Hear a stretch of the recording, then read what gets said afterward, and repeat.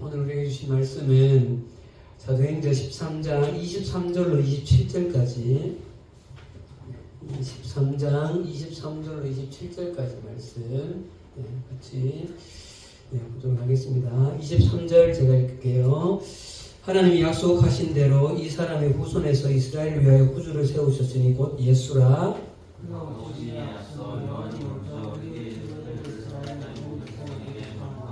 요한이 그 달려갈 길을 마칠 때에 말하되 너희가 나를 누구라 생각하느냐. 나는 그리스도가 아니라 내 뒤에 오시는 이가 있으니 나는 그 발의 신발끈을 풀기도 감당하지 못하리라 하였으니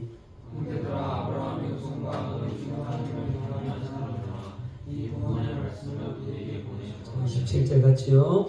예루살렘 사는 사람들과 그들 관리들이 예수와 및 안식일마다 외우는 바 선지자들의 말을 알지 못함으로 예수를 정죄하여 선지자들의 말을 응하게 하였도다. 아멘.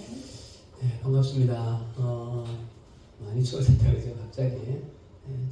겨울은 좀 추워야 또 되겠죠. 하여튼 건강관리들 잘 하시고 또 이야기가 거의 끝나는데 다들 수고들이 참 많았습니다. 잘 마무리하고 또 새해를 잘 준비했으면 좋겠습니다. 지난주에 우리는 드디어 이제 이스라엘 나라의 그 왕정 시대가 시작되었던 것에 대해서 같이 묵상을 했죠. 그 사도 바울이 지금 설교 중에 있는 거 기억하시죠? 비시디아 안디옥에 우리는 와 있고, 자, 이 사도 바울의 설교 중에 구약 왕정 시대를 대표하는 한 왕을 찾아냅니다. 그 왕 이름이 뭐였죠? 누구예요? 다윗 왕이죠. 그렇죠? 다윗 왕. 네. 자, 이 다윗 왕을 찾아낸 이후에 그 모든 것들 다 건너뛰어서 바울은 신약의 예수님을 찾아냅니다. 여러분 간절히 바라기는 그 지난주에 우리 구약 여러 왕들의 기록에 대해서 어느 왕은 뭐 누구를 따라갔다더라, 어느 왕은 누구를 따라갔다 이런 표현들이 있었는데, 만약 여러분들의 이름을 성경에 하나님께서 기록하신다면 남일교회 누구는 누구의 길을 따랐더라, 어떤 표현이 기록이 되어지면 좋을까, 이런 부분을 지난주 제가 말씀을 준비하면서 좀 생각을 하게 되어졌어요.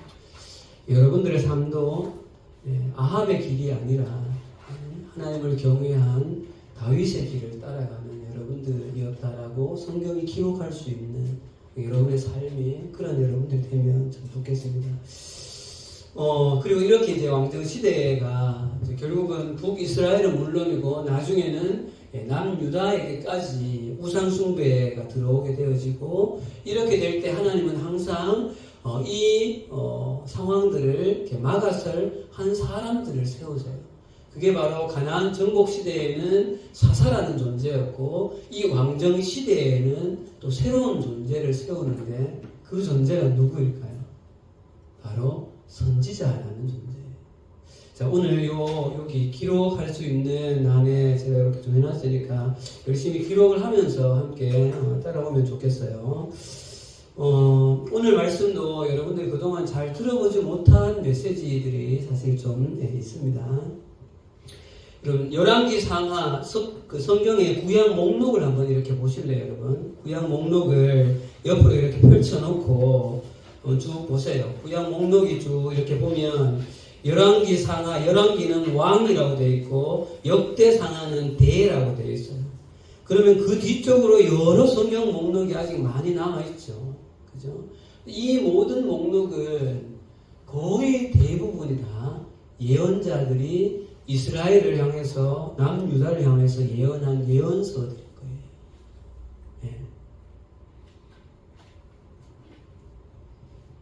거예요. 하나님께서 최초의 이 선지자, 예언자를 세우는 이 타이밍이 좀 사실 이렇게 아주 절묘한 타이밍에 하나님이 선지자를 세우세요. 자, 지난주에 확인했던 거 얼마나 기억하는지 봅시다. 북이스라엘에서 가장 악한 왕의 대표주자가 어느 왕이라고 했어요? 아합이랬죠. 아합 왕. 그죠? 여로보암의 그 타락을 가볍게 여기고, 아합은 그 안에 누구를 맞이하면서요? 이세벨이라는 아내를 맞이하면서 450명의 바알 선지자를 아세라 선지자를 400명을 데리고 오면서 그들에게 봉급을 줘가면서까지 훈련을 우상 숭배하게 된. 그런데 여러분, 이 아합과 이세벨 사이에 한 명의 딸이 있었어요. 그 딸이 누군가 하면 아달랴라는 딸인데, 이 딸이 누구와 결혼을 하게 되어지는가 하면 남유다의 그때 왕이 여호사밧이라는 왕이었어요.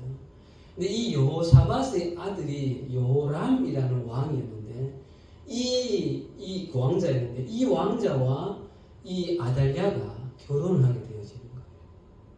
자, 좋은 징조 같아요? 나쁜 징조 같아요? 이제 이 정도는 감이 와야 돼요. 네, 나쁜 징조인 거죠. 그죠? 섞이면 안 된다고요. 지금 섞이고 있는 과정인 거예요. 아니나 다를까, 이 아달랴가 결혼을 하게 되어지면서 자기 북이스라엘의 그 어머니 이세벨로부터 들어온 그 많은 우상들이 남유다로 수입되기 시작을 하는 거죠. 이렇게 되어질 때 하나님은 선지자를 세우는 거예요. 그 선지자가 이름이 요엘, 들어봤어요? 요엘서 들어봤죠? 그리고 구약의 오바댜 들어본 적 있죠? 구약 성경 목록과 이런 거 다 외웠잖아요, 그죠? 자, 이렇게 세워지는 선지자들이 무려 몇 명이 되는가 하면 대략 몇 명 될까요, 선지자가? 3명. 이렇게 감이 없어요, 우리가 사실 잘. 17명의 선지자가 생겨요. 17명이. 그래서 하나님은 이렇게 하나님의 사람들을 세우셔서 구약을 그 이스라엘과 유다를 향하여서 계속해서 그러면 안 된다. 그럼 너희가 지금 이렇게 하면 앞으로 이렇게 되어진다라고 예언의 말씀들을 계속 하게 되어지죠. 이 17명의 선지자들 중에 대표적으로 한 3명의 그 선지자들이 어떤 예언을 했고 그 예언이 어떻게 성취가 되어졌는가를 이번 시간에 좀 보면서 그 이후에 결국 이스라엘 남유다는 어떻게 망하고 400년이라는 중간 시대에는 어떻게 왜 오게 되어지는가, 이 과정을 이 예언자들이 하나님께서 이 예언자들 선지자들을 통하여서 다 예언을 하셨다는 거예요. 이 내용은 아마 지금까지 여러분들 많은 설교를 들었지만 거의 한 번도 들어보지 못한 설교일 수도 있어요. 잘 경청해서 함께 잘 나누었으면 좋겠어요. 자, 가장 먼저 구약의 예언서 중에 가장 많은 예언을 한 선지자가 누구일까요? 성은 이시, 이사야 선지자예요.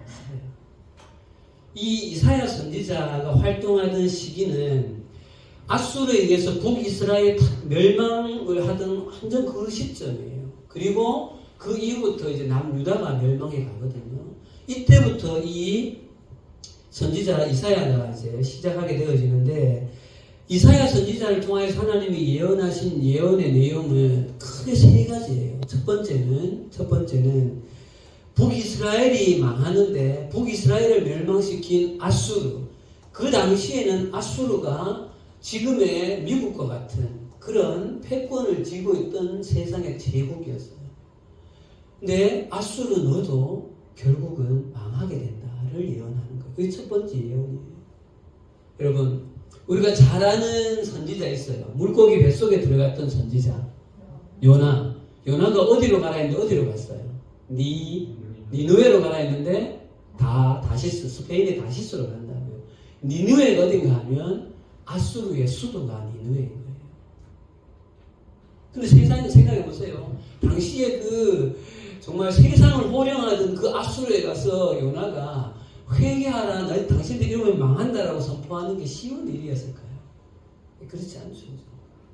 자, 어쨌든 결국은 이제 나중에 이제 이 아수르가 망하게 되어지고, 그다음 두 번째로 이 이사야 선지자의 예언의 메시지는 남유다 너희도 그렇게 우상을 숭배하면 너희도 망하게 되어진다를 예언하시고, 너희는 바벨론에 의해서 망하게 되어지는데 또 한 가지 남유다를 멸망시키는 너희 바벨론 너희도 결국은 망한다를 예언하세요.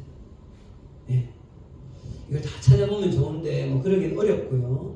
마지막으로 이사야 선지자의 예언의 가장 핵심적인 예언이라고 할 수 있는 것이 이 모든 일들, 남유다도 결국은 멸망하여서 하나님의 이 나라가 완전히 끝난 것 같지만 그것이 아니다.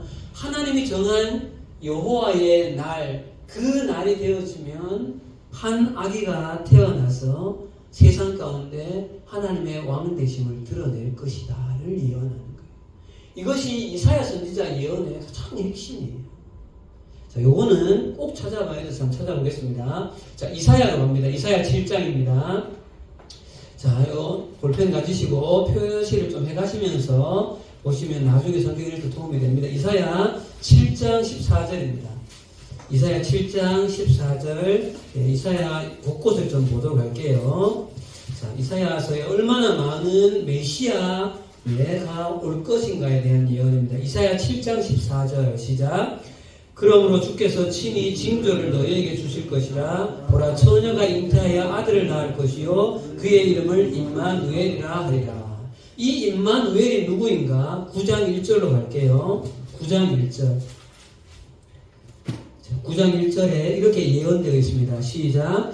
전에 고통받던 자들에게는 흥압이 없으리로다. 옛적에는 여호와께서 스불론 땅과 납달리 땅이 멸시를 당하게 하셨더니 후에는 해변길과 요단 저쪽 이방의 갈릴리를 영화롭게 하셨느니라. 여러분, 예수님이 나사렛이라는 곳, 나사렛 예수잖아요. 나사렛 지방을 통틀어서 이야기하는 곳이 어디예요? 갈릴리라는 거예요. 그래서 여기 왜 갈릴리가 영화롭게 되냐? 예수님이 주가 돼서 활동하시는 것이 그 갈릴리이기 때문에 그런 거예요. 자, 그 다음 갑니다. 6절입니다. 6절. 이는 시작.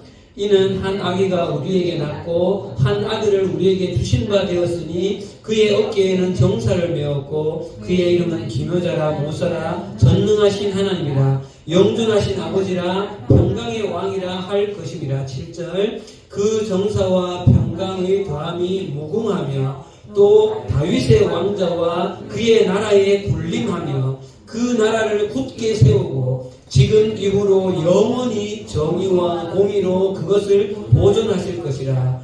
만군의 여호와의 열심히 이를 이루리라. 여러분, 정말 기가 막힌 예언 아닌가요? 다윗의 왕자와 그의 나라에 군림해서 그의 나라를 굳게 세우고 지금부터 영원히 그 왕위를 보존할 것이다. 이것이 어떻게 이루어져요? 다윗의 혈통, 그 왕위의 혈통에서 예수 그리스도라는 왕이 직접 오셔서 지금까지 하나님의 나라는 교회를 통해서 영원히 지속되어지고 있죠. 이 세상 가운데. 근데 이것을 마지막에 누구의 열심히 이룬다 그래요? 여호와의 열심히 이를 이루고 있다. 하나님의 열심은 지금도 교회를 통하여서 일하고 계신 거죠. 11장 2절로 갑니다. 11장 2절. 11장 1절 2절입니다. 11장 1절 2절 시작. 이새의 줄기에서 한 싹이 나며 그 뿌리에서 한 가지가 나서 결실할 것이요 그의 위에 여호와의 영 곧 지혜와 총명의 영이요 모략과 재능의 영이요 지식과 여호와를 경외하는 영이 강림하시니. 잘 보세요 여러분. 이새가 누구의 아버지예요? 다윗의 아버지잖아요. 결국 다윗 이야기를 하는 거예요. 그리고 그 위에 보세요. 2절에 그 위에 여호와의 영, 지혜와 총명, 모략과 재능, 지식과 여호와를 경외하는 영이 강림하신다. 여러분, 이것을 보면 어느 장면이 또 올라야 돼요. 예수님이 세례를 받으시던 장면. 그때 하늘이 열리고 하나님의 성령이 비둘기같이 임하던 그 장면에 대한 예언이 말씀인 거죠.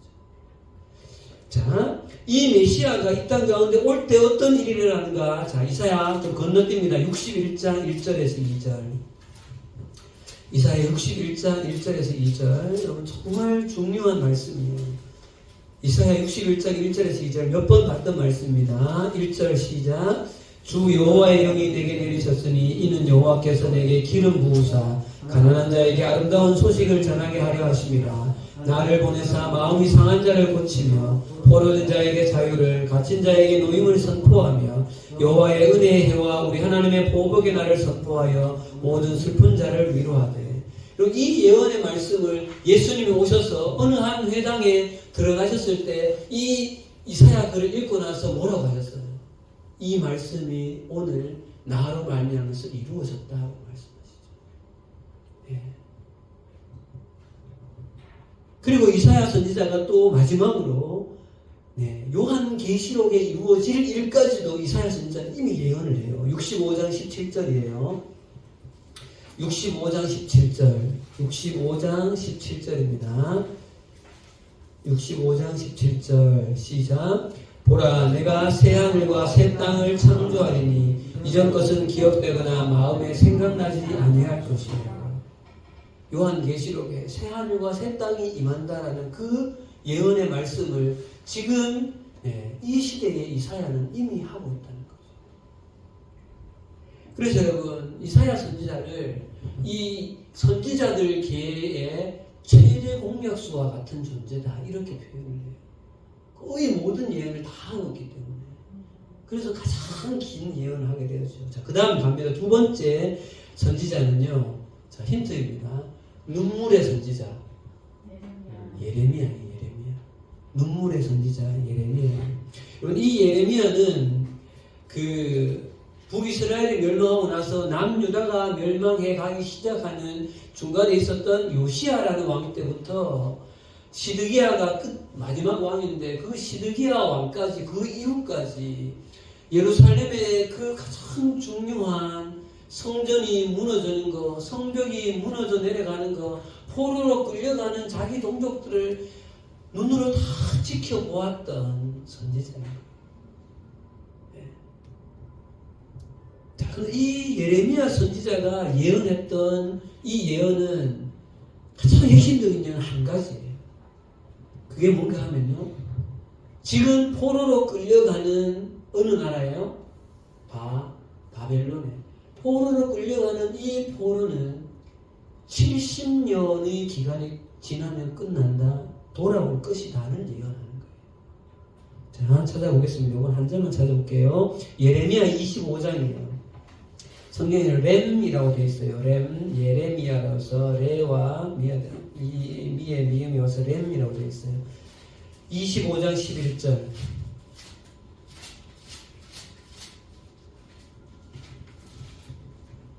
자, 25장 11절입니다. 제 성경은 1090쪽에 있어요. 예레미야 25장 11절. 자, 같이 읽어볼까요? 시작. 이 모든 땅이 폐허가 되어 놀랄 일이 될 것이며 이 민족들은 70년 동안 바벨론의 왕을 섬기리라. 그런데 여러분, 이런 부분도 있다는 것을 생각해요. 선지자가 하나님의 말씀을 받아서 이스라엘 백성들에게, 남유다 사람들에게 그 예언의 말씀을 선포할 때 그것이 단순한 것이 아니었다는 거예요. 쉬운 일이 아니었다는 거예요. 왜 그런가 하면 여러분, 자, 29장에 한 번만 가볼래요. 29장. 이 예레미야 선지자가 어떤 어려움과 모함까지 겪게 되어지는가를 봐야 되는 거예요. 선지자의 일을 감당하는 데 있어서요. 29장 1절입니다. 29장 1절 시작. 선지자 예레미야가 예루살렘에서 이 같은 편지를 느부갓네살이 예루살렘에서 바벨론으로 끌고 간 포로 중 남아있는 장로들과 제사장들과 선지자들과 모든 백성에게 보냈는데, 예레미야가 끌려가 있는 포로 거류민단 사람들에게 편지를 해놨어요. 뭐라고 편지에 말하는가 하면요, 5절에 가보세요. 5절 6절입니다. 시작. 너희는 집을 짓고 거기에 살며 텃밭을 만들고 그 열매를 먹어라. 아내를 맞이하여 자녀를 낳으며 너희 아들이 아내를 맞이하여 너희 딸이 남편을 맞아 그들로 자녀를 낳게 하여 너희가 거기에서 번성하고 줄어들지 아니하게 하라. 10절로 갑니다. 여호와께서 이같이 말씀하시니라. 바벨론에서 70년이 차면 내가 너희를 돌보고 나의 선한 말을 너희에게 성취하여 너희를 이곳으로 돌아오게 하리라. 여러분 보세요.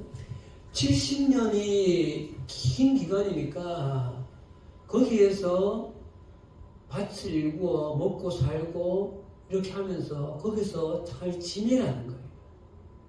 근데 여러분 생각해보세요. 이거는 이거하고 똑같은 거예요. 우리나라가 일본에 예를 들어서 포로로 끌려갔어요. 그 사람들한테 너희 거기 예를 들어서 한 100년 동안 있어야 되니까 거기서 그냥 잘 살아야 되라고 쓰면 이 우리나라의 민족주의자들의 입장에서 보면 이 이스라엘 백성들 중에 빨리 뭐 하고 싶어 해요? 포로로 끌려간 사람 어떻게 하는 게 좋은 거예요? 빨리 돌아오는 게 좋은 거잖아요.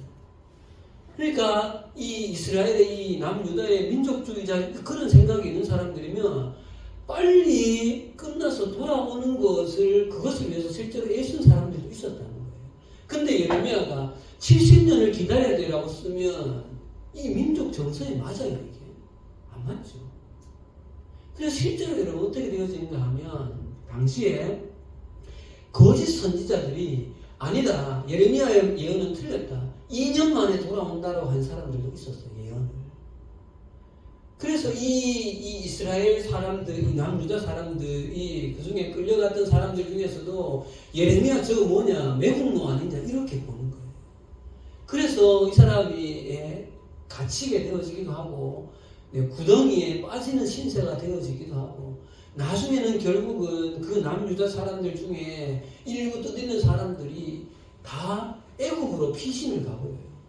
가면 안 된다라고 예레미야가 막고 서지만 예레미야를 강제로 데리고 거기 가요.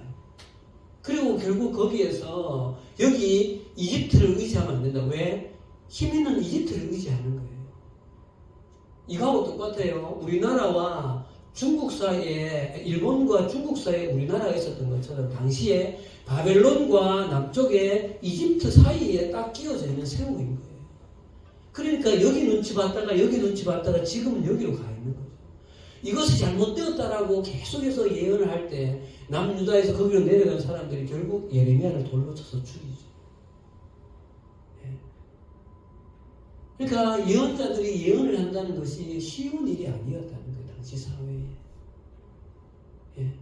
그 뒤에 엘리야라는 선지자는 결국 이 뭐예요? 아내가 죽게 되어지는 아픔을 통하여서 그 이 민족의 포로로 끌려가 있는 그 고통을 사람들한테 전하죠. 그리고 또 여러분 잘 아는 호세아라는 선지자는 어떻게 되어져요? 네, 창녀를 아내로 맞이하라고 하나님 말씀하셔서 그 과정을 겪잖아요. 자, 이제 마지막입니다. 이제 마지막으로 볼 선지자가 제가 지금부터 이제 좀 중요하게 다룰 선지자예요. 다니엘입니다. 다니엘. 여러분 예레미야와 이사야는 어디에서 활동했는가 하면 그래도 그 남유다에서 활동했던 선지자예요. 근데 우리 잘 알잖아요. 다니엘은 어디로 끌려갔어요? 바벨론에 끌려갔잖아요. 잘 알죠? 우리 다니엘 1장 5절인가 뜻을 정하여서 막 이렇게 돼 있잖아요. 그죠? 이 다니엘이라는 선지자는 왕족 출신, 이 남유다에서 왕족 출신이었고 굉장히 똑똑한 사람이었기 때문에 이 바벨론은 정책이 이래요. 포로로 끌고 간 사람들이 똑똑한 사람들에게 그 나라의 사상을 교육시켜가지고 개화를 시켜가지고 그 사람을 이용하는 정책인 거예요. 바벨론은. 그러니까 데리고 와서 바벨론과 세 친구 있죠. 다니엘과 세 친구 교육을 시키는 거죠. 자, 그래서 지금부터 이제 볼 이야기는 앞으로 이 세계 제국의 역사가 어떻게 흘러갈 것인지에 대한 예언을 당시 바벨론의 왕 느부갓네살 왕의 꿈으로 하나님께서 보이시는 거예요. 자, 이제 그 본문을 좀 보도록 할게요. 자, 다니엘 7장으로 갑니다. 다니엘 2장으로 갈게요. 다니엘은 단이라고 되어 있겠죠. 다니엘 2장입니다. 자, 다니엘 2장 곳곳을 좀 볼게요. 요 흐름을 조금 알아야 돼서. 자, 2장 1절 가겠습니다. 1절. 다니엘 2장 1절 1232조. 다니엘 2장 1절 시작. 느부갓네살이 다스린 지 2년이 되던 해에 느부갓네살이 꿈을 꾸고 그로 말미암아 마음이 번민하여 잠을 이루지 못하니라. 2절에 보면 뭐 박수와 술객끼리를 막 찼죠. 그리고 3절에 내가 꿈을 꾸고 그 꿈을 알고자 해서 마음이 번민했다. 뭐 이렇게 되어 있죠. 그러니까 4절에 갈대아가 그 바벨론이에요. 술사들이 왕이여 그 꿈을 말해주면 우리가 해석해 줄게. 막 이렇게 이야기해요. 자, 그 다음 9절로 갈게요. 9절에 그 끝에 줄 보면 그 꿈 자체를 내한테 알게 해라. 그리하면 너희가 그 해석도 보일 줄 알리라. 이게 무슨 말인가 하면 꿈을 말해주지도 않고 그 꿈부터 맞추라는 거예요, 지금. 네. 자, 그리고 나서 12절. 왕이 이로 말미암아 진노하고 통분하여 바벨론의 모든 지혜자를 다 죽이라고. 왜냐하면 그 꿈을 못 맞추는 거죠. 이 당시에 갈대아의 박수술객들이. 그래서 16절에 가면 다니엘도 결국 이제 죽을 위기에 처해 있어서 왕한테 가가지고 왕이여 시간을 좀 주시면 해석하고 알려드릴게요 해서 17절에 집으로 돌아가서 하나냐, 미사엘, 아사랴 세 친구에게 이 일을 알리고 18절에 하늘에 계신 하나님이 이 은밀한 일에 대하여 불쌍히 여기사 다니엘과 친구들이 바벨론의 다른 지혜자들과 함께 죽임을 당하지 않게 하시기를 그들로 하여금 구하게. 쉽게 말하면 하나님 우리 기도하자는 거예요. 저렇게 기도할 때, 자 19절만 읽을게요. 19절 시작. 이에 은밀한 것이 밤에 환상으로 다니엘에게 나타나 보임에 다니엘이 하늘에 계신 하나님을 찬송하니라. 하나님이 느부갓네살 왕이 꾼 꿈을 다니엘에게 보여주신 거예요. 자, 그게 뭐냐? 오른쪽으로 가서요. 좀 한참 뒤에 가서 26절. 왕이 대답하여 벨드사살이라 이름한 다니엘에게 이르되 내가 꾼 꿈과 그 해석을 내가 능히 내게 알게 하겠느냐 하니까 28절 오직 은밀한 것을 나타내실 이는 하늘에 계신 하나님이시라. 그가 느부갓네살 왕에게 후일에 될 일을 알게 하셨나이다 하면서 환상은 이러합니다. 29절 시작. 왕이여 왕이 침상에서 장래 일을 생각하실 때에 은밀한 것을 나타내시는 이가 장래 일을 왕에게 알게 하셨사오며 해서 31절부터가 이제 실제 그 꿈이었어요. 시작. 왕이여 왕이 한 큰 신상을 보셨나이다. 그 신상이 왕의 앞에 섰는데 크고 광채가 매우 찬란하며 그 모양이 심히 두려우니 그 우상의 머리는 순금이요 가슴과 두 팔은 은이요 배와 너쪽 다리는 못이요 그 종아리는 쇠요 그 발은 얼마는 쇠요 얼마는 진흙이었나이다. 또 왕이 보신즉 손대지 아니한 돌이 나와서 신상의 쇠와 진흙의 발을 쳐서 부서뜨리매 그때의 쇠와 진흙과 녹과 은과 금이 다 부서져 여름 타작 마당에 겨같이 되어 바람에 불려간 곳이 없었고 우상을 친 돌은 태산을 이루어 온 세상에 가득하였나이다. 이게 무슨 이야기일까요? 머리는 금, 가슴 팔은 은, 허리와 넓적 다리는 놋, 종아리는 철, 발은 철과 흙이 섞여 있다. 이 신상을 보여주는 거예요. 이 신상을 뭐라고 이제 다니엘이 해석으로 예언을 하는가 가봅시다, 여러분. 자, 뒤에 38절입니다. 38절 시작. 사람들과 들짐승과 공중의 새들 어느 곳에 있는지 막론하고 그것들을 왕의 손에 넘기사 다 다스리게 하셨으니 왕은 곧 그 금머리입니다. 왕을 뒤이어 왕보다 못한 다른 나라가 일어날 것이요 셋째로 또 놋과 같은 나라가 일어나 온 세계를 다스릴 것이며 넷째 나라는 강하기가 쇠 같으리니 쇠는 모든 물건을 부서뜨리고 이기는 것이라. 쇠가 모든 것을 부수는 것 같이 그 나라가 먼 나라를 부서뜨리고 찌을 것이며 41절 같이요 시작. 왕께서 그 발과 발가락이 얼마는 토기장이의 진흙이요 얼마는 쇠인 것을 보셨은지 그 나라가 나누일 것이며 왕께서 쇠와 진흙이 섞인 것을 보셨은즉 그 나라가 쇠같이 든든함이 있을 것이나 이러면서 뒤에 부서질 것이다. 43절에 보세요. 다른 민족과 섞일 것이나 뭐 이런 이야기들이 있죠. 자, 45절 갑시다. 시작. 손대지 아니한 돌이 산에서 나와서 쇠와 놋과 진흙과 은금을 부서뜨리는 것을 왕께서 보신 것은 크신 하나님이 장래의 일을 왕께 알게 하신 것이라. 이 꿈은 참되고 이 해석은 확실하니이다.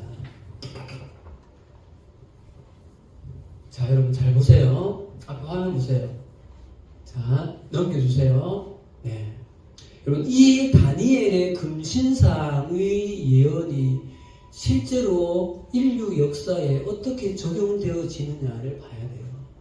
자, 금신상, 저 머리에 금은 바벨론 왕 당신입니다. 그랬잖아, 그죠? 그 다음에 은은 그 다음 일어날, 지금 우리는 역사 속에서 알고 있죠. 페르시아라는 제국이에요.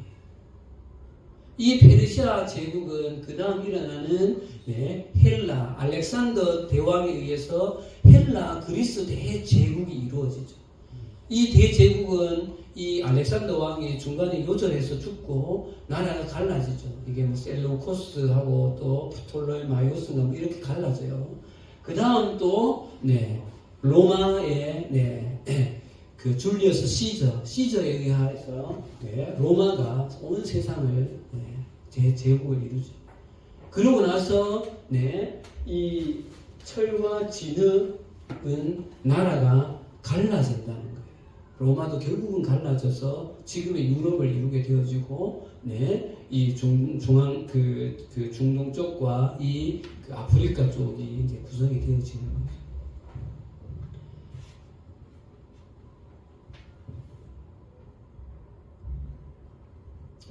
자, 지금부터 여러분 잘 들어주세요. 지금부터. 여러분, 이렇게 결국은 여러분 다니엘이 포로로 끌려가서 바벨론에 있으면서 11년이 딱 지나고 나서 남유다가 완전히 멸망을 해요. 그럼 생각해 보세요, 여러분. 하나님께서 창세기 12장에 한 사람 아브라함을 불러내어서 유형국가 이스라엘이라는 나라를 세웠는데, 북이스라엘은 벌써 130년 전에 남유다 또한 이 바벨론에 이렇게 지금 멸망해서 이렇게 되어버리면 지금 이 상황이 지금 어떻게 된 거죠, 이게? 이 상황이 마치 그냥 인류학자들이, 역사학자들이 봤을 때는 이스라엘이 힘이 없어서 열강에게 먹힌 거예요. 맞죠? 그거는 역사학자들의 시선이고, 우리가 지금까지 보아왔던 이 성경의 관점으로 만약에 역사학자들의 그 시선이 맞다면 하나님이 시작하신 이 이스라엘이 힘이 없어서 망한 거예요. 이스라엘이 힘이 없어서 망했다면 하나님이 힘이 없어서 망한 꼴이 된 거예요. 진짜 그것 때문에 망했어요?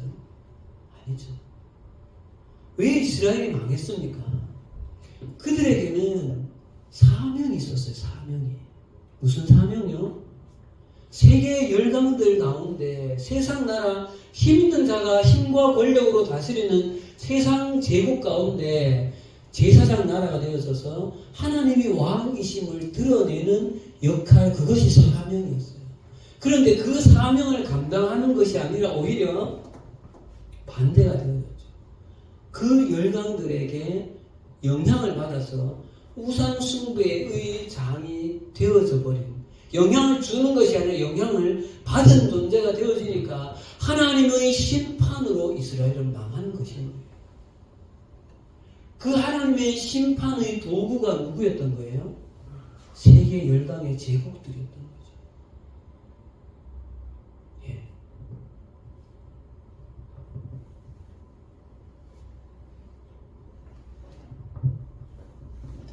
그럼 여러분 한 가지 질문을 또 해봅시다.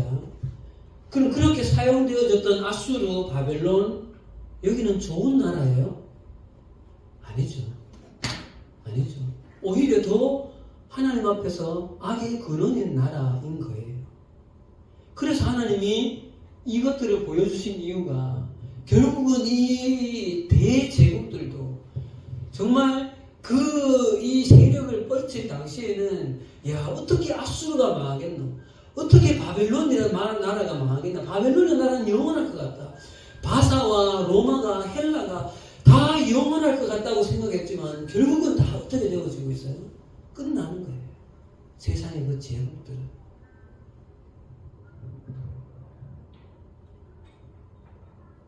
영원하지 않다는 거죠.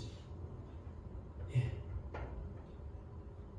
자, 여러분, 우리는 여기서 매우 중요한 사실 한 가지를 직면해야 됩니다. 이 느부갓네살의 이 금신상의 이 환상을 보면서, 이 해석을 보면서, 바벨론이 페르시아에게, 그리고 알렉산더 대왕에 의해서 헬라 제국이, 그리고 줄리어스 시저, 여러분 시저가 성경에는 뭐라고 표현되어져요? 가이사예요, 가이사. 네. 가이사 아구스도가 시저인 거예요. 그 시저의 후손이에요. 근데 이 세상의 이 역사가 하나님의 이 당시에 다니엘의 해석을 통하여서 그대로 진행이 되어지고 있다는 거죠. 여러분, 근데 이 예언이 아까 어떻게 끝났는지 보세요. 2장 34절. 잠깐만 다시 봅시다. 2장 34절. 네, 같이 읽읍시다. 시작. 또 왕이 보신즉 손대지 아니한 돌이 나와서 신상의 새와 진흙의 발을 부서뜨리매. 그 뒤쪽에 45절. 손대지 않은 돌이 산에서 나와서 새와 녹과 진흙과 은과 금을 부서뜨릴 것을 왕께서 보신 것은 크신 하나님이 장래의 일을 왕께 알게 하신 것이라. 그 꿈은 그 위에 보면 여러분, 도리어 이 모든 나라를 쳐서 멸망시키고 영원히 설 것이다. 이 손대지 아니한 돌, 이걸 뜨인 돌이라 하는데 이 돌이 누구를 상징하는 거예요?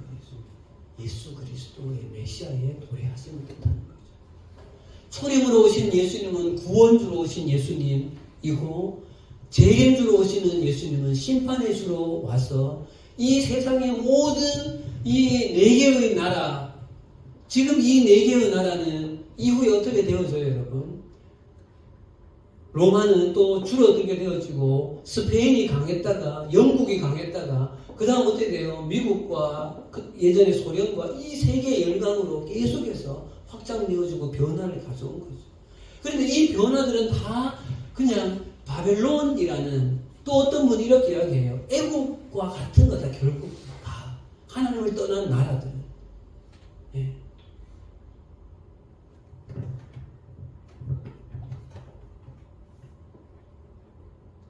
그리고 구약의 마지막 말라기의 이 예언은 말라기 4장 끝에 오실 엘리야에 대한 예언을 하면서 구약은 다 문을 닫아요. 자, 지금부터 이제 중간기 이야기를 잠시 할게요, 여러분. 잘 보세요. 그러면 하나님 나라가 영원히 망한 것인가? 그렇지 않다는 거죠.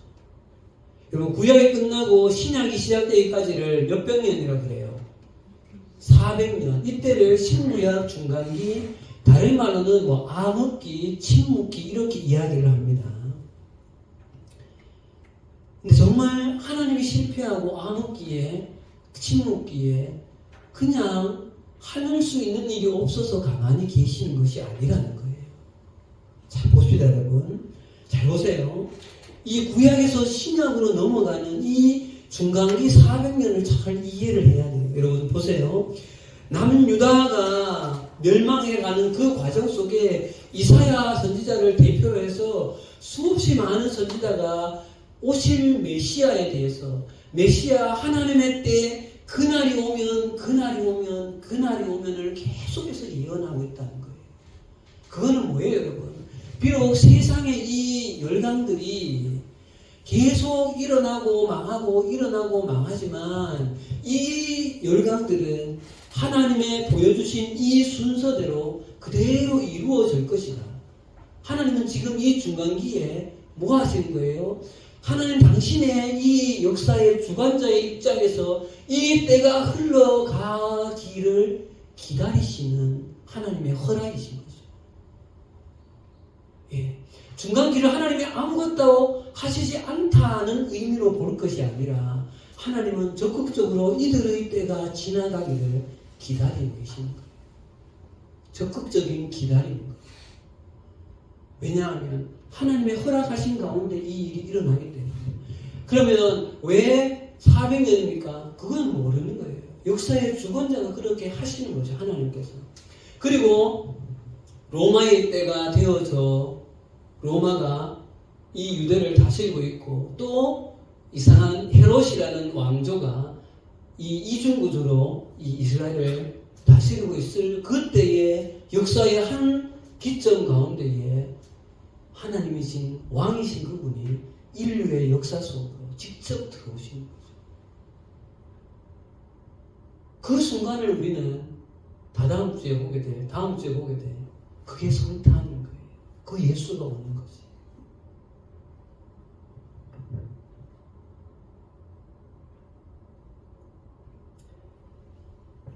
성탄이야말로 하나님이 기다리셨던 그 인류의 역사 가운데로 내가 주, 왕, 퀴리오스다라고 들어오신 그 순간인 거죠. 근데 이제 오신 방식은 이전에 눈에 보이는 이스라엘이라는 유형 국가의 방식이 아니라 또 전혀 새로운 방식의 하나님 나라를 만들어내신 거죠. 그 방법이 바로 교회라는 방법일 거예요. 그리고 지금 보세요, 여러분. 예수님이 초대교회를 탄생시키시고 성령을 부으셔서 지금 교회는 인류 역사에 이렇게 계속 흘러가고 있는 이 교회가 바로 믿는 성도들이 영적인 하나님의 이스라엘 나라이가 되는 거죠.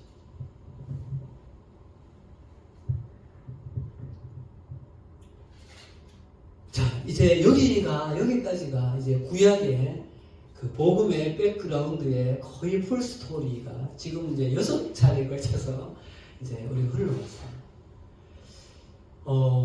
어떻게 조금 구약의 스토리가 그래도 듣지 않았을 때보다는 좀 이해가 되어지죠, 여러분. 그죠? 그래서 이런 배경하에 왜 예수님은 그 이스라엘의 그 유대 땅에 오셨고 왜 나사렛에서 자라서 그 일들을 감당하셨던가, 이런 부분에 대해서 여러분들 끊임없이 성경을 읽고 묵상하면서 깨달아 가야 되는 거죠.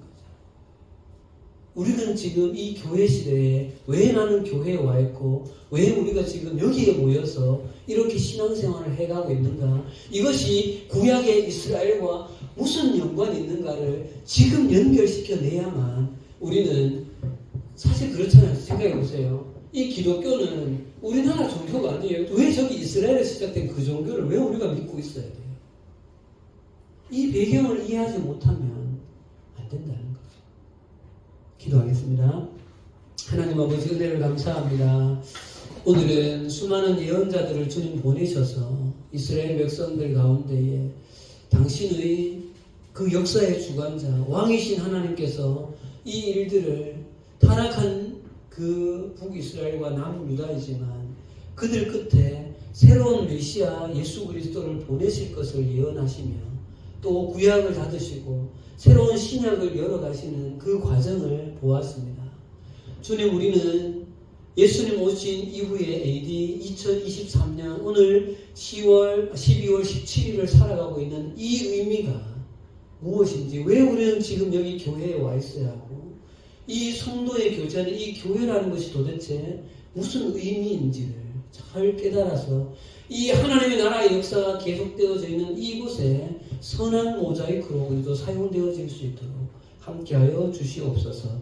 예수님 이름으로 기도합니다. 아멘.